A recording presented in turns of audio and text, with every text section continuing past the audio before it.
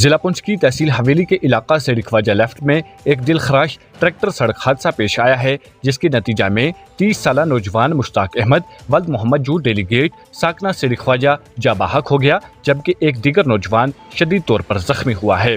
زخمی نوجوان کی شناخت 18 سالہ یاسر احمد ولد محمد شبیر ساکنہ سیڑھی خواجہ کے طور پر کی گئی ہے۔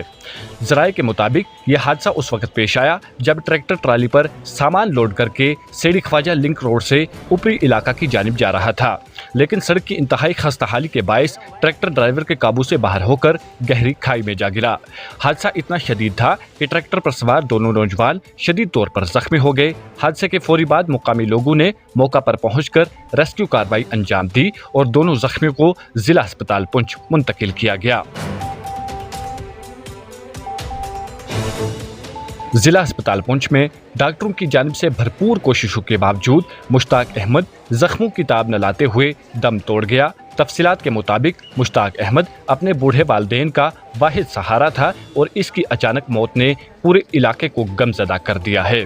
اہل علاقہ کے مطابق جاں بحق ہونے والا نوجوان نہایت محنتی اور خوش اخلاق تھا اور اپنی گھریلو ذمہ داریاں بخوبی نبھا رہا تھا۔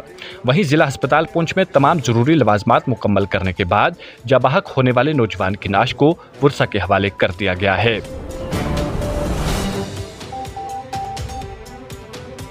اس موقع پر اس سڑک حادثے میں زخمی ہونے والے یاسر احمد نامی نوجوان کو ابتدائی طبی امداد فراہم کرنے کے بعد بہتر علاج و معالجہ کے لیے GMC راجوری منتقل کیا گیا ہے، جہاں یہ زخمی نوجوان زیر علاج ہے۔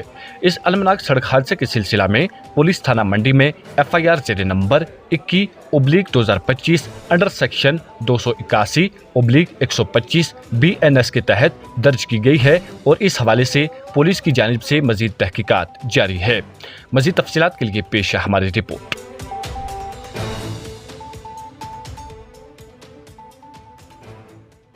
ٹرالی ایکسیڈنٹ ہوا ہے، 2 بندے آئے ہیں ہمارے پاس، مشتاق احمد سامنا اور محمد دین ایج 29 ایئر RO سیڑھی خواجہ۔ دوسرا لڑکا ہے یاسر احمد۔ تو جو مشتاق احمد ہے وہ سیریس ہے، وہ ابھی جو گیسپ کر رہا ہے، اب اس کو چیسٹ ٹیوب ڈالیں گے، چیسٹ ٹیوب ڈالنے کے بعد دیکھتے ہیں کتنی آکسیجن لے رہا ہے، لیکن ہے کریٹیکل ہے، اگر تھوڑا سا امپروو ہوا تو اس کو ریفر کریں گے۔ جو یاسر ہے اس کی لیفٹ لیگ جو ہے وہ فریکچر ہے، وہ تقریباً اسٹیبل ہے۔ ابھی ہم ڈیسائیڈ کریں گے آدھا گھنٹے کے بعد کہ کس کو رکھنا ہے، کس کو شفٹ کرنا ہے۔ اگر آپ ہمارے چینل پر نئے ہیں تو ہمارے چینل داوردو ٹائم کو سبسکرائب کرنا نہ بھولیں اور مزید ایسی تازہ ترین خبروں کو دیکھنے کے لیے بیل آئیکن کو آل پر سیٹ کر لیں تاکہ آنے والی تمام تر خبروں کی نوٹیفیکیشن آپ تک پہنچتی رہے۔